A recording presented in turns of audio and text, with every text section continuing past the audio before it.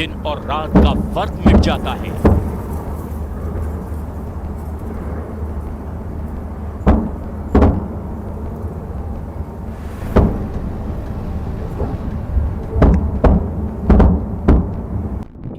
जब पुतिन दुश्मन से हिसाब लेते हैं तो कई शहर जला डालते हैं।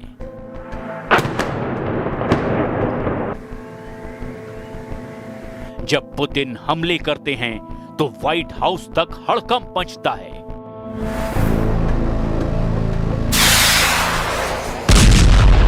ये रूस का बदला है, बदला ट्रंप से, बदला यूरोपीय देशों से, बदला नेटो फोर्स से।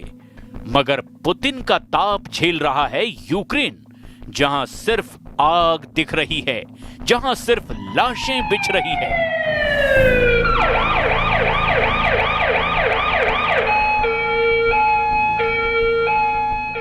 ये कोई उल्कापिंड नहीं, पुतिन का ड्रोन बम है। ये पुतिन की बैलिस्टिक मिसाइलें हैं। ये पुतिन की क्रूज रॉकेट के धमाके हैं। ये हाहाकार यूक्रेन की राजधानी कीव का है। ये बारूदी तांडव ज़ेलेंस्की के गढ़ में हो रहा है। ये हमला पुतिन का प्रतिशोध है। पुतिन के विध्वंसक हथियारों की मार भले ही यूक्रेन पर पड़ रही है, लेकिन यह बदला ट्रंप से लिया जा रहा है। रूस ने सबसे भयानक हमलों से यूक्रेन की राजधानी कीव को तहस नहस कर डाला है। 4 साल से चल रहे युद्ध में रूस ने कीव पर इससे ज्यादा शायद ही कभी बारूद बरसाया हो। शायद ही ऐसी बारूदी सुनामी ज़ेलेंस्की ने कभी देखी हो। मगर पुतिन अब रुकने वाले नहीं। प्रेसिडेंट पुतिन ने ट्रंप को सरेंडर मोड में लाने का मिशन शुरू कर दिया है, क्योंकि नेटो फोर्स अब रूस पर हमले के लिए तैयार है। नेटो की तरफ से ऐलान हो चुका है कि पुतिन से टक्कर लेने के लिए सभी देश डिफेंस बजट को 5% बढ़ाएंगे। यानी रूस के खिलाफ ज्यादा हथियार, ज्यादा मिसाइलें, ज्यादा जंगी जेट, ज्यादा ड्रोन बम से युद्ध लड़ना शुरू करने वाले हैं नेटो के ये 32 देश।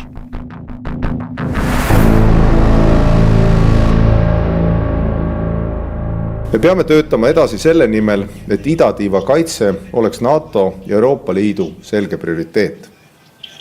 Mõlema riigi kaitsekulud kasvavad kohe üle 5%. Eestis areneb kaitsetööstus kõige kiiremini. Meil on häid võimalusi koostööks kaitsetööstuse valdkonnas.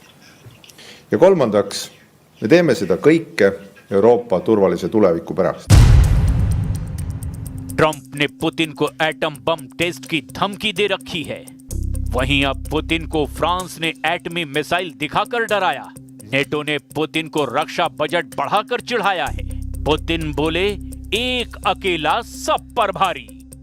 France navy ने पहली बार परमाणु हमला करने वाली सुपरसोनिक क्रूज मिसाइल SAMPAR की झलक दिखाई है। राफेल जंगी जेट के साथ परमाणु मिशन में इस्तेमाल होने वाली ये मिसाइल पुतिन के लिए थ्रेट कही जा रही है। हालांकि पुतिन ने नेटो का चैलेंज स्वीकार कर लिया है। इसीलिए रूस ने बहुत जल्द यूक्रेन युद्ध का नतीजा तय करने के लिए टॉप गियर लगा दिया है। पुतिन ने कीव के चीथड़े उड़ाने के लिए हर हथियार वॉर जोन में उतार दिए हैं। कीव में रह रहकर धरती फाड़ धमाके हो रहे हैं।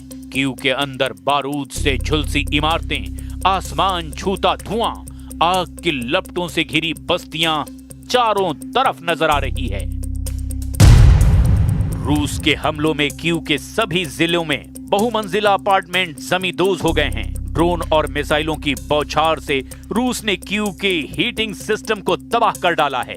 दार्नित्स्की जिले में रूस के रॉकेट धमाके से शैक्षणिक संस्थान का परिसर राख हो गया है। वहीं द्निप्रोवस्की जिले में 3 अपार्टमेंट और एक निजी घर बम धमाके से बर्बाद हुआ है। रूसी हमलों में कीव के बुनियादी ढांचे और अस्पताल को नुकसान होने की जानकारी भी सामने आई है।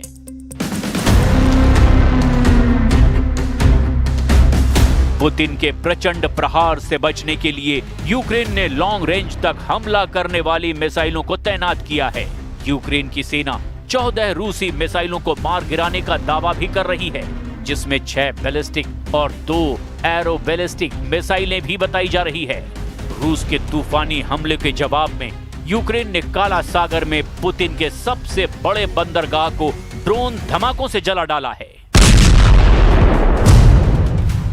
रूस का काला सागर में सबसे बड़ा बंदरगाह नोवोरोसिस्क में ड्रोन बम से हमला हुआ है। 14 नवंबर की सुबह से पोर्ट से तेल का आयात निर्यात बंद हो चुका है। बंदरगाह से तेल परिसर में ड्रोन के मलबे गिरने से लगी आग से भारी नुकसान पहुंचा है। यूक्रेन ने कामिकाज़ ड्रोन की बौछार से रूस के कई तेल बंदरगाहों को तबाह कर डाला है। काला सागर से दागी यूक्रेन के मिसाइलों ने रूस के तुआब से पोर्ट को तबाह कर दिया है। प्रेसिडेंट जेलेंस्की ने पुतिन को नेपच्यून मिसाइलों से दहलाने की धमकी भी दी है। जेलेंस्की ने नेपच्यून क्रूज मिसाइल के अपडेटेड वर्जन को युद्ध में तैनात कर दिया है। नेपच्यून मिसाइल, जिसे R-360 भी कहा जाता है, जंगी जेट का काल बताई जा रही है। क्यू इंडिपेंडेंट के मुताबिक नेपच्यून के नए वर्जन की रेंज 1000 किलोमीटर तक हमला करने की है। पहले ये मिसाइल 300 किलोमीटर दूर तक मार कर सकती थी। जेलेंस्की ने पुतिन से मुकाबले के लिए नेपच्यून के साथ फ्लेमिंगो मिसाइलों का ट्रेलर भी दिखा दिया है। यूक्रेन की फ्लेमिंगो क्रूज सबसोनिक मिसाइल है, जिसका टेस्ट यूक्रेन की सेना ने रूस के ओरियोल पर बड़ा हमला करके किया है। यूक्रेन के जनरल स्टाफ ने रूस पर हमले में लॉन्च किए गए 4 फ्लेमिंगो क्रूज मिसाइलों का वीडियो भी जारी किया है, जिसमें रूस के ओरियोल पर आग बरसते देखा जा सकता है। यूक्रेन की सेना का दावा है कि उसकी कई मिसाइलें और ड्रोन ने रूस के अंदर भारी तबाही मचाई है। फ्लेमिंगो यूक्रेन की लंबी दूरी की सबसोनिक क्रूज मिसाइल है, जिसे यूक्रेन की कंपनी फायरपॉइंट ने बनाया है। फ्लेमिंगो बनाने का मिशन अगस्त 2025 से गुप्त रूप से चल रहा था, क्योंकि इसे अमेरिका की टॉम हॉक मिसाइल से ज्यादा विस्फोटक बनाया गया। फ्लेमिंगो अमेरिका की टॉम हॉक मिसाइल से ज्यादा रेंज और पेलोड वाली मिसाइल है। ये जमीनी लॉन्च से फायर की जाती है। फ्लेमिंगो की रेंज करीब 3000 किलोमीटर है। फ्लेमिंगो 900 से 950 किलोमीटर प्रति घंटे की रफ्तार से हमला करती है। ये मिसाइल 1000 से 1150 किलोग्राम वॉरहेड से लैस हो सकती है, जिससे बंकर बस्टर यानी 10 मीटर मोटी कंक्रीट की दीवार के चीथड़े उड़ाए जा सकते हैं। जेलेंस्की की क्रूज फ्लेमिंगो मिसाइलों ने लॉन्चिंग में ही तहलका मचा दिया है। मुमकिन है कि पुतिन इसकी काट के तौर पर फिर से 4000 डिग्री वाला धमाका शुरू कर दें। पुतिन पहले भी ऑरेशनिक का टेस्ट यूक्रेन में कर चुके हैं।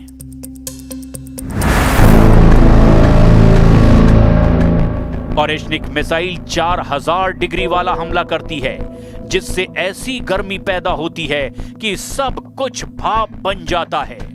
पुतिन की ऑरेशनिक एक परमाणु मिसाइल है, लेकिन अभी इसे एटम बम से लैस नहीं किया गया है। 21 नवंबर को यूक्रेन पर जब ये मिसाइल गिरी, तो इसके वॉरहेड कैसे एक के बाद एक निप्रो शहर पर फटे। पुतिन ने कहा कि परमाणु बम जैसा हमला करने वाली ऑरेशनिक मिसाइल लॉन्च पैड पर